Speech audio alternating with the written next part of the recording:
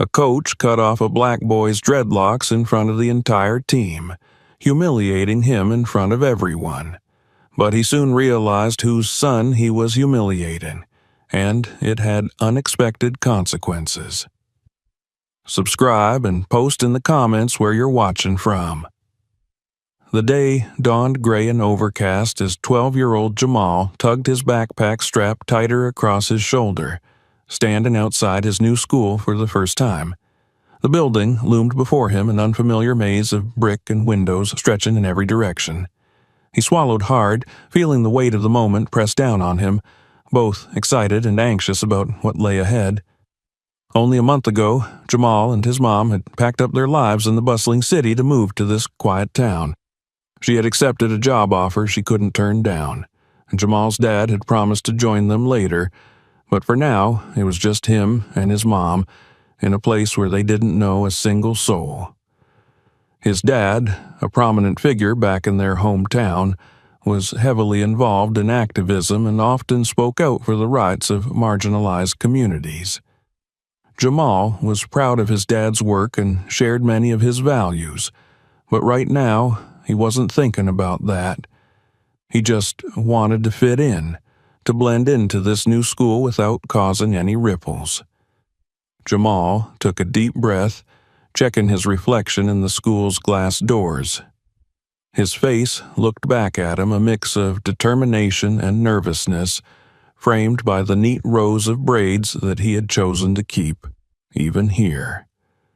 Those braids were a part of his identity, his culture, and he was proud of them. But now he wondered if they would make him stand out too much. His mom had encouraged him that morning, saying, "Don't let anyone make you feel like you have to change yourself to fit in, Jamal. Be who you are. Those who matter will see you for who you are inside." He smiled a little at the thought, repeating her words to himself as he pushed open the doors and stepped inside.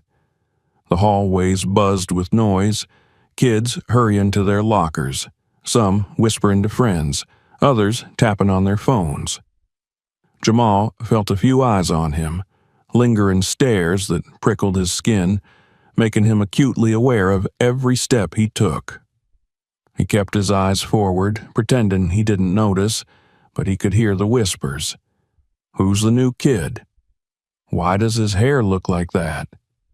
Ignoring the comments, he found his way to his first class. The teacher, Mrs. Carter, looked up as he entered, her smile tight and perfunctory.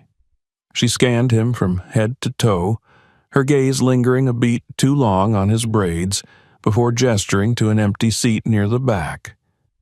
Jamal sat down, the curious stares of his classmates pressing down on him, his mind racing with thoughts of what they were thinking, but he kept his head up.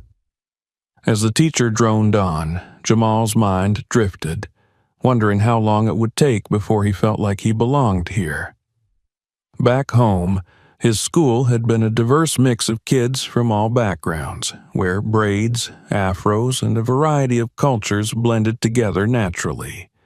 Here, he felt like a single stark brushstroke on a blank canvas. At lunch, he hesitated before heading to the cafeteria, wondering if he'd end up sitting alone. Fortunately, he spotted two kids who seemed friendly, a girl with a bright smile named Leah and a boy with glasses named Carl. They were chatting at a table by the window, and Leah waved him over as soon as she noticed him looking around. "Hey, new kid, come sit with us," she called out, patting the seat next to her. Relieved, Jamal slid into the seat and gave them a shy smile. They chatted easily, with Leah and Carl asking him questions about his old school, his hobbies, and his interests. They seemed genuinely interested in him, and Jamal felt a spark of hope that maybe he could find a place for himself here.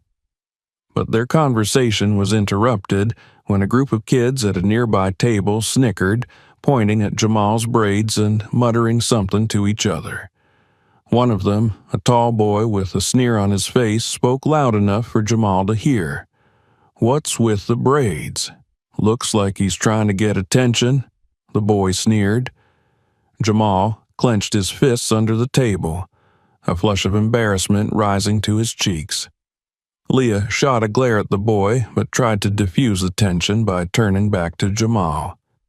"Don't mind them," she whispered. "They're just ignorant." Jamal nodded, but the comment gnawed at him. It wasn't the first time he'd heard things like that since he arrived. By the end of the day, he was exhausted, his nerves frayed from the constant stares and whispers. But he refused to let it show. He wouldn't let them make him feel ashamed of who he was. That night, he lay in bed, his thoughts racing. He missed the comfort of his old school, his friends who accepted him without question, and the teachers who didn't make assumptions based on his appearance. He wondered how long he'd be able to hold out before the subtle jabs and looks chipped away at his confidence. The next morning, Jamal steeled himself for another day.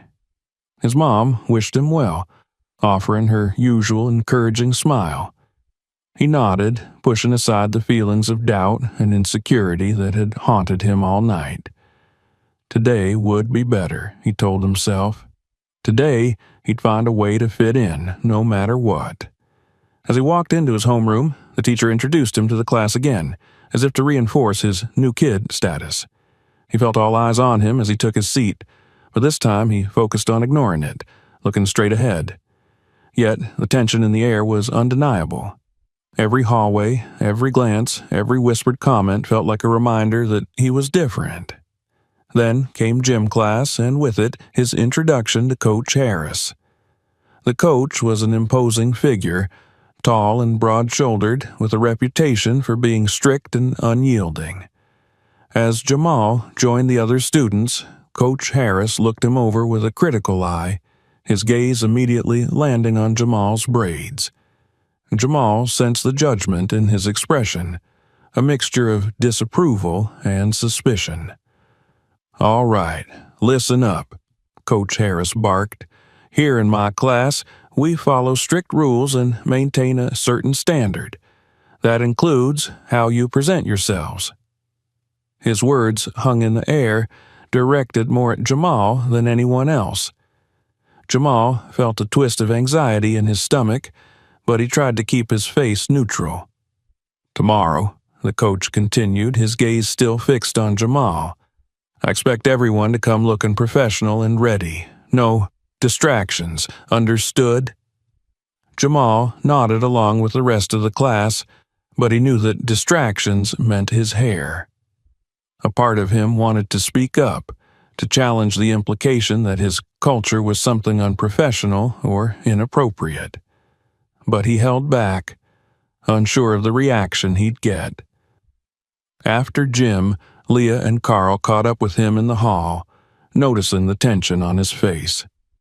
"Don't let him get to you," Leah said, her voice gentle but firm. "Coach Harris has a reputation. He's hard on everyone." Jamal tried to believe her words, but deep down he knew it was more than that. The stares, the whispers, the judgmental looks, they weren't directed at everyone. They were directed at him. And he didn't know how long he could keep pretending it didn't bother him. As the day ended, Jamal walked home, replaying the events in his mind, wrestling with a mixture of anger, frustration, and sadness. He didn't want to change, didn't want to abandon something that was so much a part of him, yet he could feel the pressure building, an unspoken demand to conform. That night, as he lay awake in bed, his mom's words echoed in his mind. "Don't let anyone make you feel like you have to change yourself to fit in." He held on to that thought, letting it soothe the unease he felt, hoping that somehow he could find the strength to stay true to himself in a place that seemed determined to make him doubt. The second day of school was only slightly easier for Jamal. He walked into the building with a renewed sense of determination, but felt the same stares as he passed through the crowded hallways. He ignored them, repeating his mom's words in his mind like a mantra, finding comfort in the reminder to stay true to himself. Still, he knew it would be a tough day. After all, today would bring his first real practice with the school's basketball team. Basketball had always been his escape, his joy. Back in his old school, it was on the court where he felt most himself, where he could lose himself in the rhythm of the game. He'd been looking forward to joining the team here, hoping that maybe, once he started playing, the other students would see him for who he really was and not just as the new kid with braids. By the time practice rolled around that afternoon, Jamal was ready. He arrived early to the gym, tying up his sneakers, warming up with a few easy shots to loosen his muscles. A few of his teammates arrived and started chatting quietly among themselves, throwing glances his way now and then. Jamal noticed but tried not to dwell on it. Maybe, he thought, this was just how things were with new teammates. Maybe they'd warm up to him once he proved himself on the court. Then Coach Harris entered the gym. Coach Harris had an aura that demanded attention. He was tall and powerfully built, with a gruff expression and a voice that could easily command a room. His reputation for being strict and old school had preceded him, and even before Jamal had met him, he'd heard whispers from his classmates about Coach's no-nonsense approach. As soon as the coach's eyes landed on Jamal, the temperature in the room seemed to drop a few degrees. Jamal could feel Coach Harris's gaze lingering, scrutinizing him from head to toe before settling on his braids. A faint, almost imperceptible scowl crossed the coach's face, but it was enough to make Jamal tense up. "All right, everyone," Coach Harris barked, clapping his hands together. "Let's get started. Today's practice is all about discipline. We don't mess around on my court. If you're here to work hard, to prove yourself. I don't tolerate slackers or distractions." He paused, his gaze fixed on Jamal as if the word distractions had been meant solely for him. Jamal shifted uncomfortably, but kept his face impassive, determined not to show any sign of intimidation. As practice began, Jamal focused on the drills, pouring all his energy into each sprint, each layup, each pass.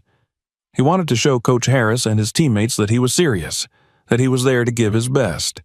And for a while, he managed to tune everything else out, letting the rhythm of the game take over. But no matter how hard he tried, it seemed that Coach Harris was watching him more critically than anyone else.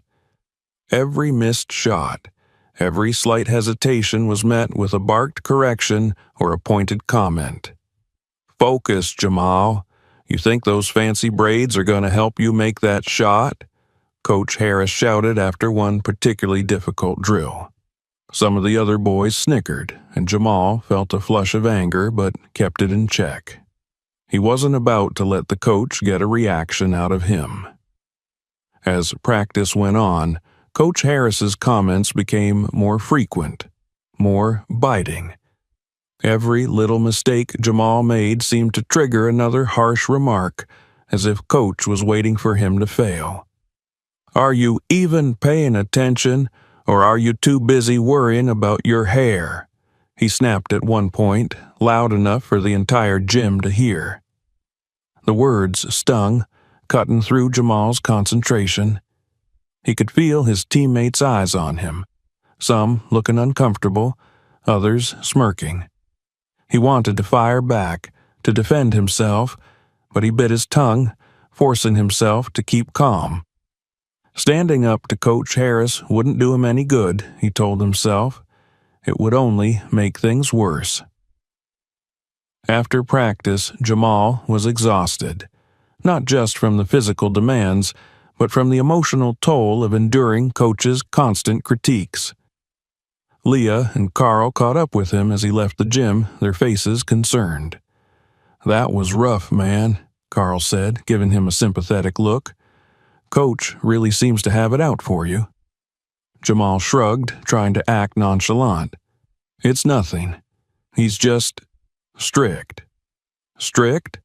More like biased, Leah muttered, crossing her arms. I've never heard him talk to anyone else like that. It's like he's picking on you specifically. Jamal tried to brush it off, but Leah's words struck a chord. Deep down, he knew she was right. Coach Harris's tone, his choice of words, the way he seemed to single Jamal out, it wasn't just strictness. There was something else, something personal, underlying the coach's behavior. But what could he do about it? He was just a student, and Coach Harris was an authority figure, respected by the school. Standing up to him felt impossible. The next day, as Jamal prepared for practice, he steeled himself, telling himself that he wouldn't let Coach Harris's comments get to him. But as soon as he entered the gym, the same pattern began. Coach's gaze zeroed in on him immediately, his expression hard and cold. The drills were tougher that day, and as the minutes dragged on, Jamal's frustration built. Coach Harris's taunts grew sharper, each one a little more pointed than the last. At one point, during a sprint drill, Jamal stumbled, catching his foot on the edge of the court. He quickly regained his balance, but Coach Harris was on him in an instant. You think you're something special with those braids, huh? Coach sneered, his voice low and scornful. Well, let me tell you something, kid. On my court, you're nothing but another player. And I don't tolerate distractions. Jamal's heart pounded, his hands clenched into fists at his sides. For a split second, he considered speaking up, but the anger in Coach's eyes stopped him. He felt trapped, humiliated, knowing that no matter what he said, it wouldn't change Coach's mind. After practice, Leah and Carl were waiting for him outside, their expressions a mixture of anger and sympathy. Jamal, you can't let him keep talking to you like that, Leah said, her voice fierce. It's not right. He's crossing a line. Jamal sighed, rubbing the back of his neck. What can I do? He's the coach. If I say anything, he'll just make it worse. Carl frowned, glancing back toward the gym. Maybe we could, I don't know, tell someone, like the principal or something? Jamal shook his head. I don't want to make a big deal out of it. I just want to play basketball, you know? I didn't ask for all this attention. Leah put a hand on his shoulder. You don't have to do this alone, Jamal. If he keeps treating you like this, we'll figure something out. We've got your back. Their support meant a lot, but it didn't change the sinking feeling in Jamal's gut. No matter what he did, Coach Harris seemed determined to tear him down, to make him feel like he didn't belong. And Jamal didn't know how much longer he could endure it. That night, as he lay in bed, he replayed Coach Harris's words over and over, each taunt digging deeper into his mind. He wanted to ignore them, to brush them off, but they clung to him, a constant reminder that he was different, that he didn't fit the mold of what Coach Harris thought a player should be. As the days went by, Jamal tried to keep his head down, to avoid drawing any more attention, but no matter what he did, Coach Harris found a reason to criticize him. His patience wore thin, the weight of each insult pressing down on him like a physical burden. Then, during one particularly grueling practice, Coach Harris took things a step further. All right, everyone, he announced, gathering the team around. We're not just here to play basketball. We're here to represent this school, and that means looking professional, acting professional. I don't want to see any distractions, especially not those braids. He turned to Jamal, his eyes cold and hard. Next practice, you come with your hair in check, or don't come at all. Jamal felt a surge of anger, a raw, hot indignation rising in his chest. He opened his mouth to argue, to defend himself, but Coach cut him off with a withering glare. "Did I make myself clear?" Jamal swallowed, the words dying on his tongue. He nodded, feeling the weight of defeat settle over him. As he left the gym, his mind swirled with frustration, resentment, and a sense of betrayal. This wasn't just about basketball anymore. This was about who he was, his identity, his pride. And for the first time he realized he might have to choose between the game he loved and staying true to himself. Jamal spent the night tossing and turning, his mind a storm of frustration, anger, and confusion. Coach Harris's words from practice echoed relentlessly in his head. "Next practice, you come with your hair in check, or don't come at all."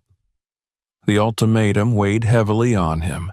Basketball was supposed to be a place where he could escape, where he could feel like himself. But now, he was being forced to choose between the sport he loved and the identity he held dear. Each time he imagined showing up with his braids gone, a wave of resentment surged through him. His braids weren't just a style, they were a connection to his culture, his roots, and to his family, especially his dad. They were part of who he was. The next morning, Jamal decided he wouldn't let Coach Harris force him into abandoning that part of himself. His mom's words replayed in his mind. "Be who you are, Jamal. Those who matter will see you for who you are inside." He steeled himself, choosing to keep his braids. If Coach Harris had a problem with it, Jamal would deal with that when the time came. When he arrived at practice, Jamal felt his pulse quicken, his palms damp with anxiety. His teammates watched him silently as he walked into the gym, their gazes flicking between him and Coach Harris, as though they sensed the tension simmering in the air. Coach Harris was already there, clipboard in hand, but his expression soured the moment he saw Jamal. His jaw tightened, and he set down the clipboard with a deliberate, ominous calm. Jamal's heart pounded, but he forced himself to stand tall, keeping his gaze steady. "Jamal," Coach Harris said, his voice low but dripping with disdain. "Didn't I make myself clear?" "Yes, Coach," Jamal replied, his voice steady, though he could feel his stomach twisting. "But I'm not going to change who I am for practice. My hair doesn't affect how I play." The room went silent, the other players frozen, watching the exchange with wide eyes. No one had ever dared to speak back to Coach Harris, not like this. Coach's face flushed with anger, his eyes narrowing as he took a step closer to Jamal, towering over him.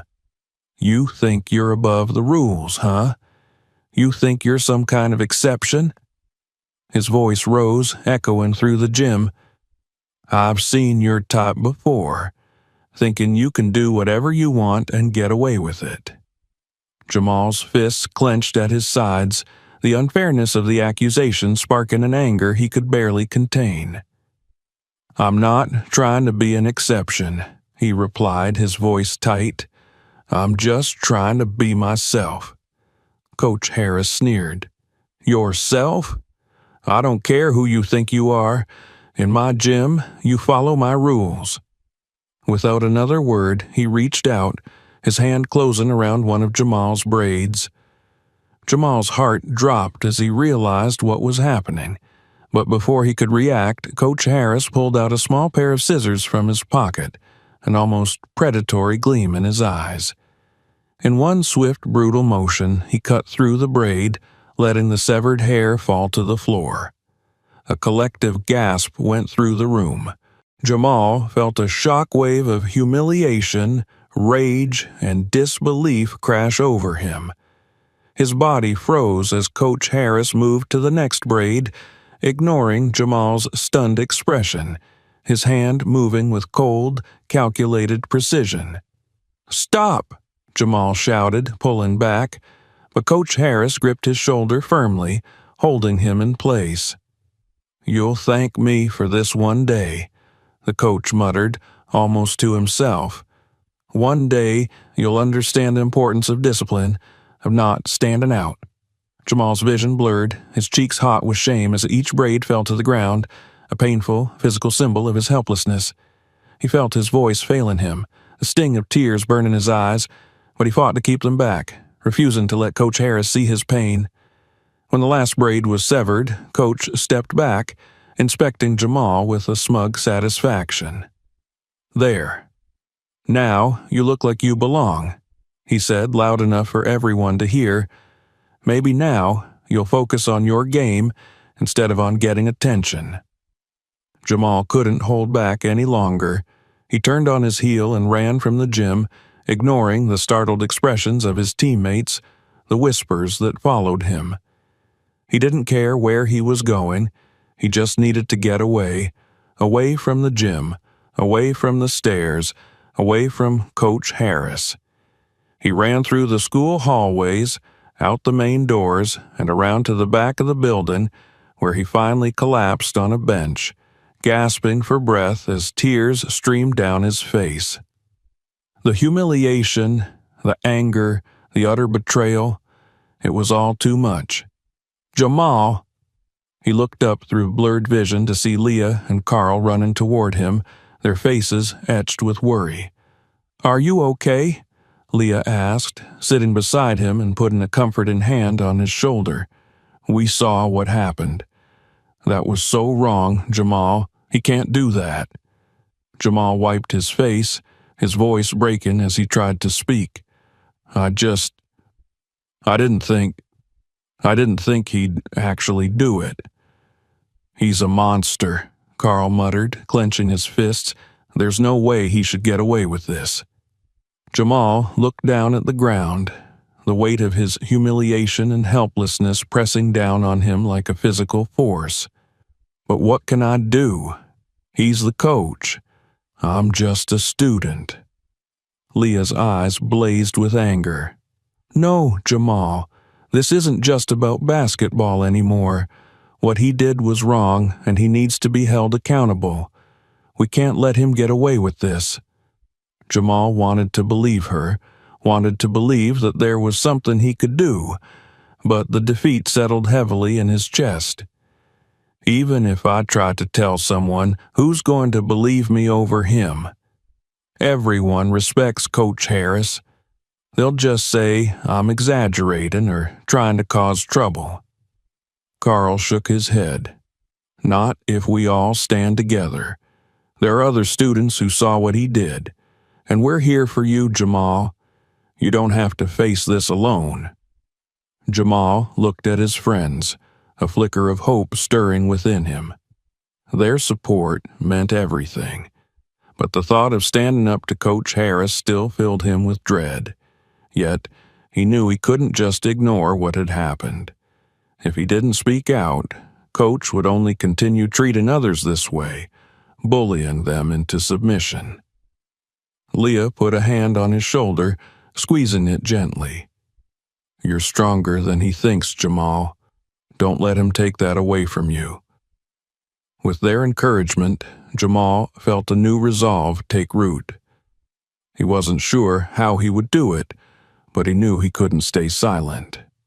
Coach Harris had crossed a line, and even if it scared him, Jamal knew he had to take a stand. Jamal spent the night in a haze of emotions, his mind whirling between anger, shame, and a bitter sense of helplessness. He could still feel the sharp, humiliating snips as Coach Harris severed his braids, each cut feeling like a personal attack, a forced attempt to erase a piece of his identity. He hadn't told his mom what happened, too numb and exhausted to even find the words.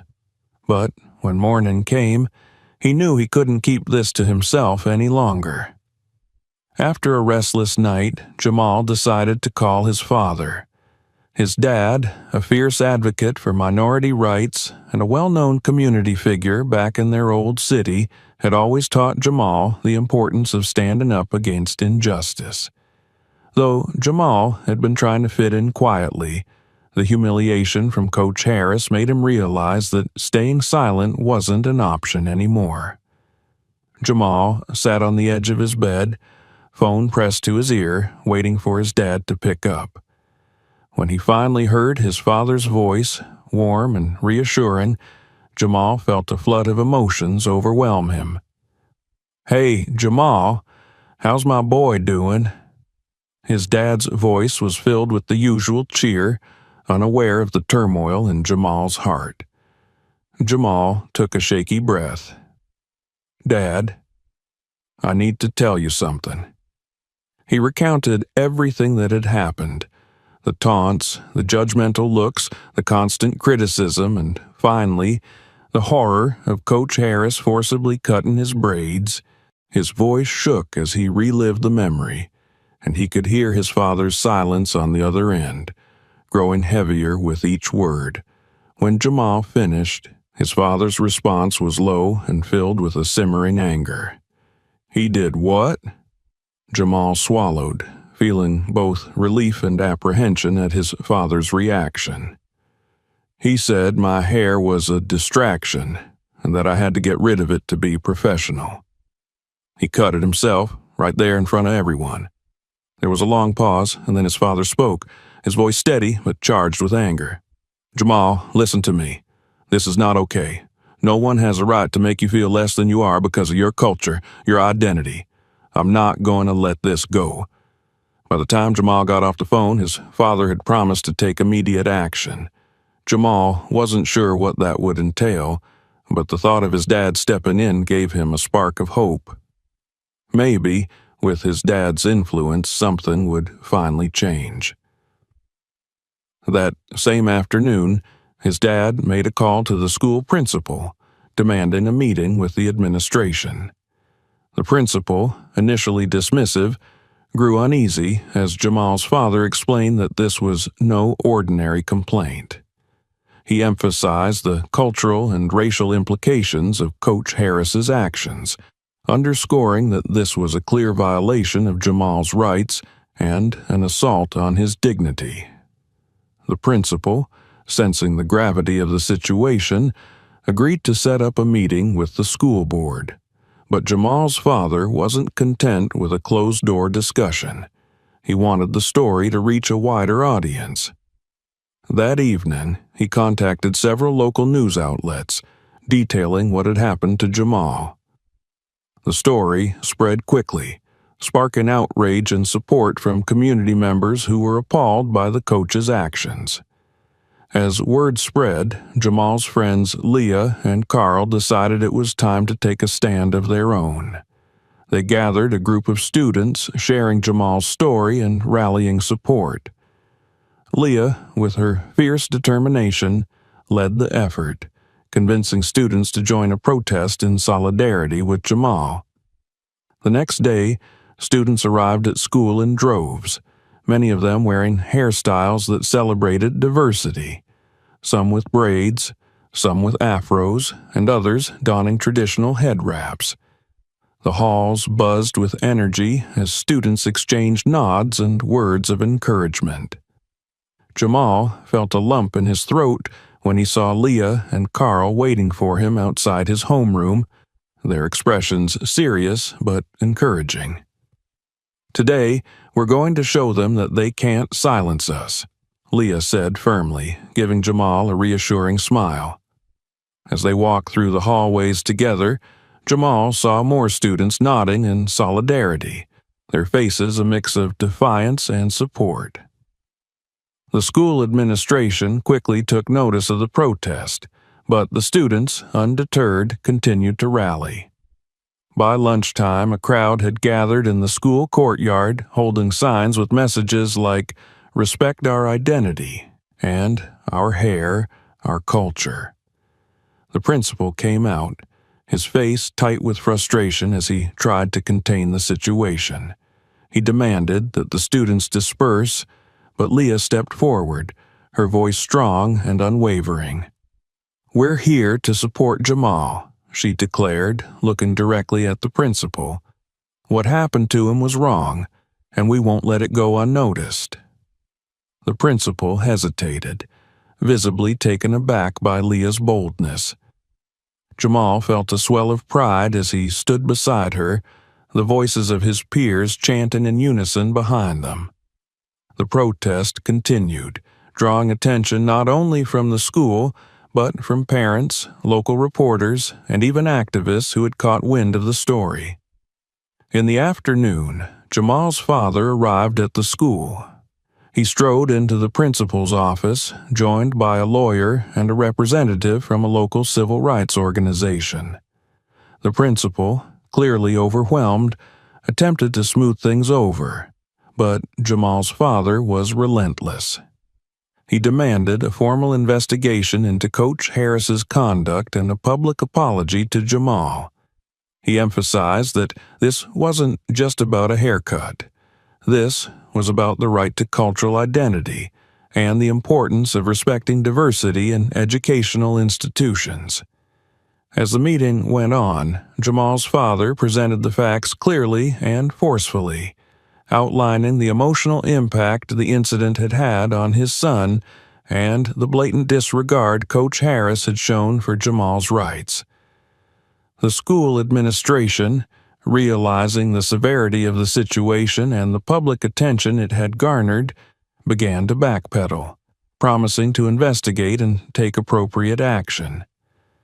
Meanwhile, outside, the protest grew louder.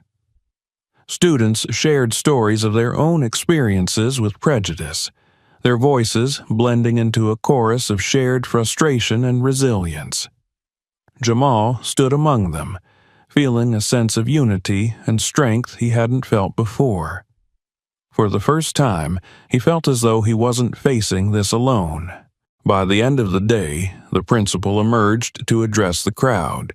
He announced that the school would conduct a formal investigation into the incident, and that Coach Harris had been temporarily suspended pending the outcome. Though it wasn't a complete victory, it was a significant step forward, a sign that their voices had been heard. Jamal's heart swelled with gratitude as he looked around at his friends, his peers, and even strangers who had come to stand by him. Leah and Carl were there by his side, their expressions filled with pride and relief. "We did it," Leah whispered, smiling through tears. Jamal nodded, his own eyes glistening. The fight wasn't over yet, but for the first time since he'd come to this school, he felt like he belonged. The journey had been painful, but now, with the support of his friends, family, and community, he was ready to face whatever came next. The days that followed the protest were a whirlwind for Jamal. The story of what had happened to him continued to spread, drawing attention not only from local media but also from activists, community leaders, and concerned parents who were appalled by Coach Harris's actions. For the first time since he'd come to this town, Jamal felt like he was no longer standing alone, even if the journey had been painful and humiliating. The school administration, however, was not handling the backlash as gracefully as Jamal's father had hoped. The principal had initially promised an investigation, but days passed without any real response from the school. Students whispered about the administration's reluctance, and many suspected they were waiting for the story to fade from the headlines. But Jamal, his father, and the supportive community wouldn't allow that to happen. On the third day after the protest, Jamal's father decided to take further action. He reached out to civil rights organizations and local government representatives, making it clear that this was no longer just about his son. It was about ensuring that no other child would have to endure the same indignity. That evening, Jamal's father organized a public town hall meeting. Dozens of people turned up, including teachers, parents, community members, and even some students from Jamal's school. Jamal sat beside his father on the stage, feeling both nervous and empowered as he looked out at the crowd. His dad took the microphone, his voice steady and commanding. "Thank you all for being here tonight," he began, his gaze sweeping over the faces in the room. My son, Jamal, came to this town hoping to find a welcoming community. Instead, he found a place where his identity was dismissed, where his heritage was disrespected, and where he was forced to question his right to simply be who he is. Murmurs of agreement rippled through the audience as Jamal's father continued, recounting the events that had led to this moment. He spoke passionately about the importance of cultural respect, about how a child's self-worth should never be compromised by the biases of others. "We are here not only to seek justice for Jamal," he said, his voice filled with conviction, "but to demand that our schools uphold values of inclusion and respect. No child should ever be humiliated, should ever be made to feel less than, because of who they are." When he finished, the room erupted in applause. One by one, others came forward to speak, sharing stories of their own experiences with discrimination, both in the school and beyond. Teachers, parents, and even former students spoke up, recounting moments when they, too, had felt the sting of prejudice.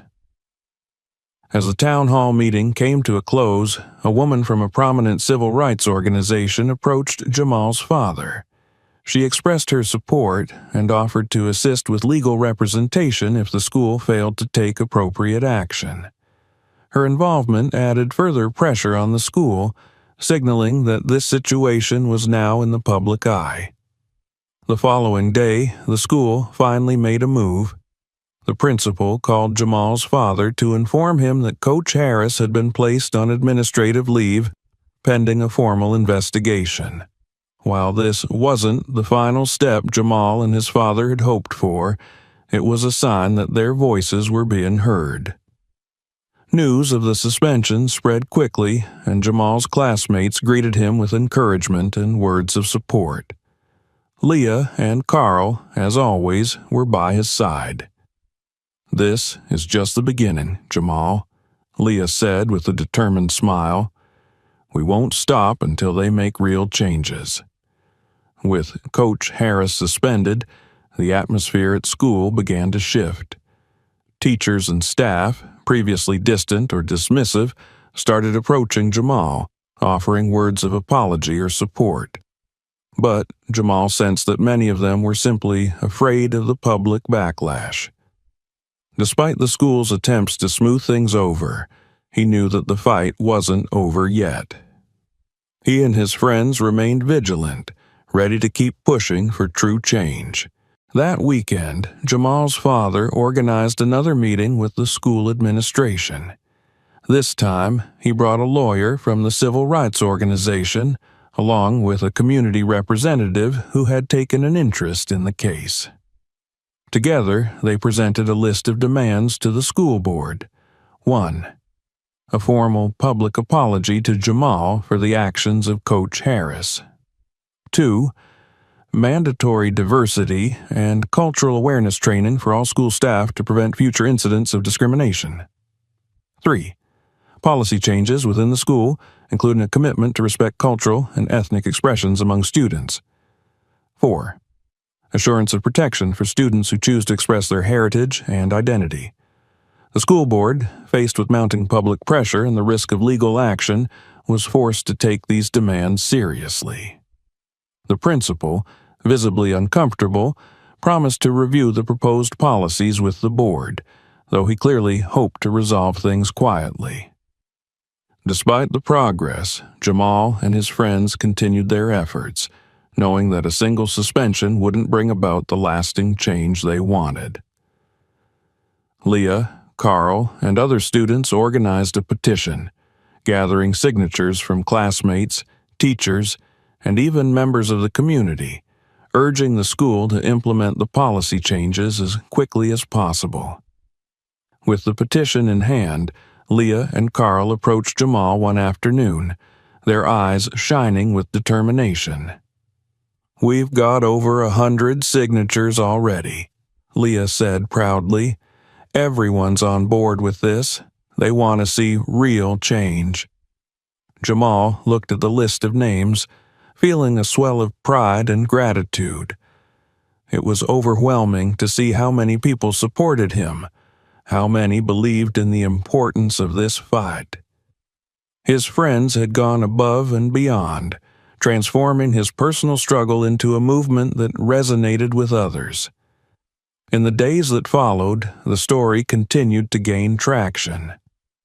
News outlets picked it up, with headlines reading, "Student Fights for Cultural Identity in School Discrimination Case," and "Community Demands Accountability After Incident of Racial Bias."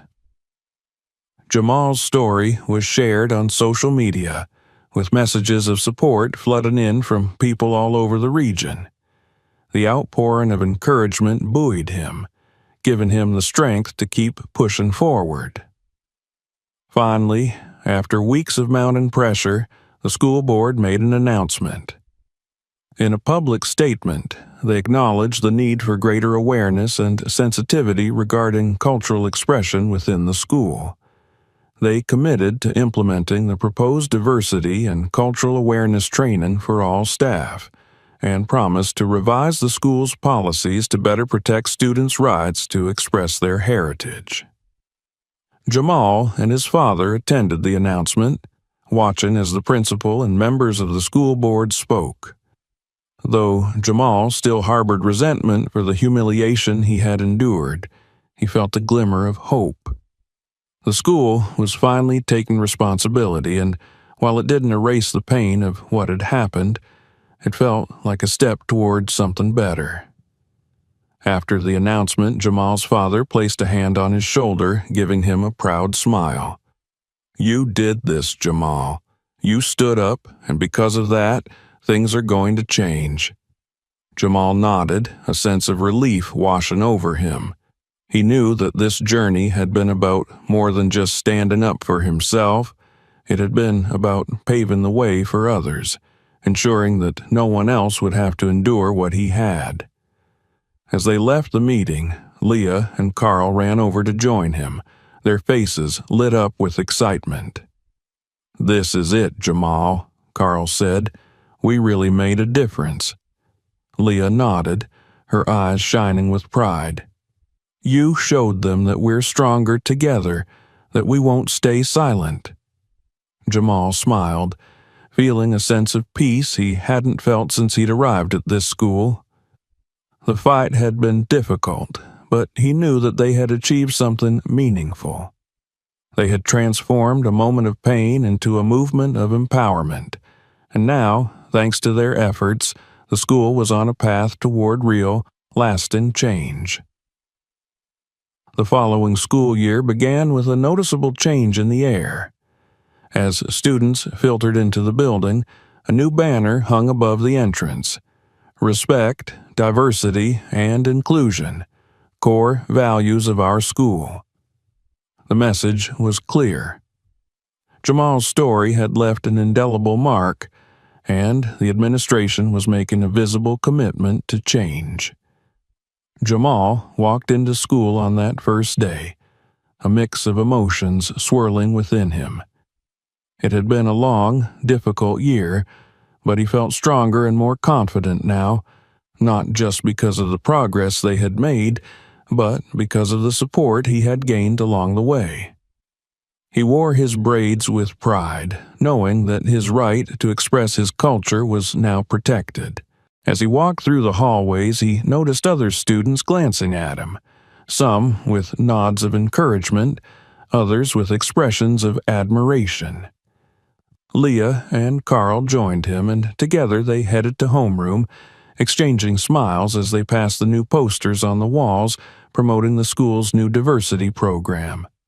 One poster read, "Embrace your identity, respect everyone's journey," and another showed students of different backgrounds working together. The summer had been transformative for the school. After the public outcry and the demands from Jamal's father and other community members, the school board had committed to a new diversity and cultural awareness training program for all staff. They also instituted a code of conduct that explicitly recognized and protected cultural and ethnic expressions, ensuring that no student would face the same discrimination Jamal had endured. The changes went beyond words. The administration introduced an elective course on cultural diversity, open to all students, where they could learn about different cultures, discuss experiences with bias, and explore the importance of respect. The school had also set up a peer support group led by a guidance counselor to give students a safe space to talk about their experiences and seek support. Jamal felt a sense of pride as he attended his first class of the year. He knew that these changes had come because of his journey, his struggle, and his choice to stand up against injustice. It was a bittersweet victory, but one that filled him with a quiet sense of accomplishment. One afternoon, as he was working on an assignment in the library, the school principal approached him. Jamal looked up, surprised, and saw an unexpected expression of respect on the principal's face. "Jamal," the principal began, his voice a bit hesitant, "I wanted to thank you. I know things could have been handled differently, and I realize now that we could have done more to support you. The changes we've made, they wouldn't have happened if not for your bravery." Jamal nodded, unsure of what to say. It felt strange to hear gratitude from someone who had once seemed indifferent to his struggle, but he accepted it with grace, understanding that real change often came from difficult journeys. As the semester wore on, Jamal saw the effects of the new policies in action. Students felt more comfortable expressing themselves, and he noticed more diversity in hairstyles, clothing, and traditions among his classmates.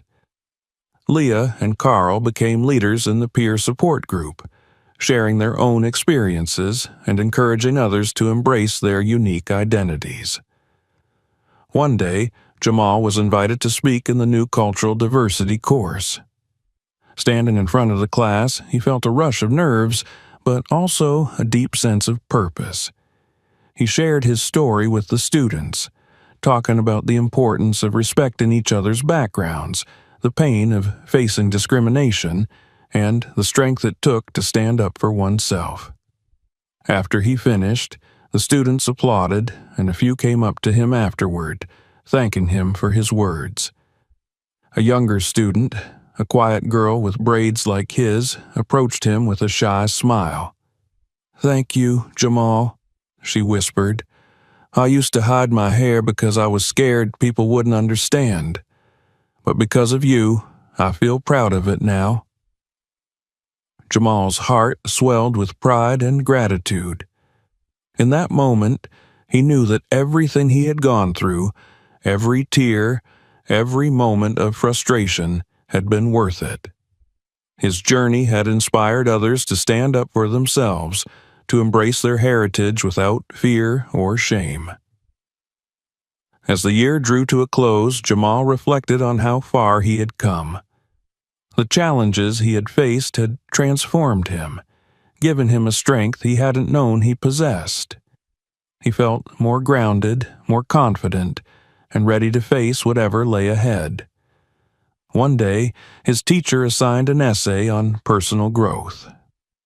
Jamal sat down with a sense of purpose, determined to share his story in his own words. He wrote about his experiences, about the pain and the resilience, about the importance of identity and the power of standing up for oneself. He poured his heart into the essay, capturing every detail, every lesson he had learned. When he finished, his teacher was so moved by the essay that she submitted it to the school newspaper.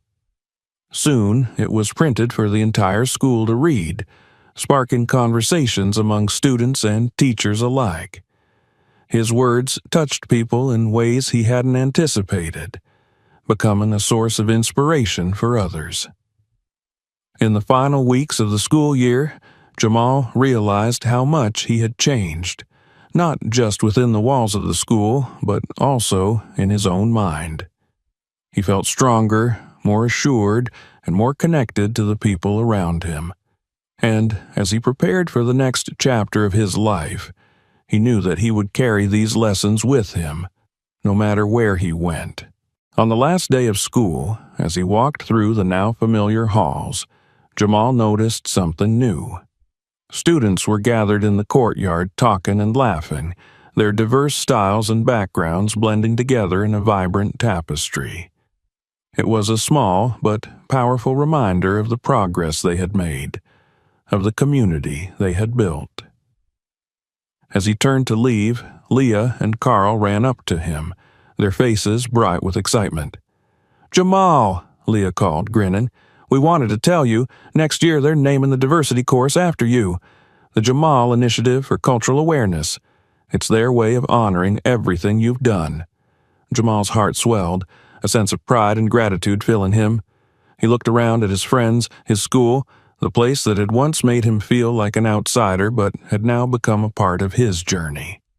He knew that his story had left a lasting impact, and he felt ready to face whatever came next with strength, resilience, and an unwavering sense of self. As he walked out of the school for the last time that year, he looked back, feeling a sense of closure, of peace. His journey had changed not only him, but also the community around him, paving the way for others to walk proudly in their own identities. Jamal smiled, knowing that the struggle had been worth it, that he had made a difference, and as he stepped forward into his future, he knew he would continue to carry his story, his heritage, and his pride with him wherever he went. Thank you for watching to the end. If you enjoyed this story, subscribe to the channel so you don't miss new stories. Leave comments where you're watching from and watch the next and other videos on the channel.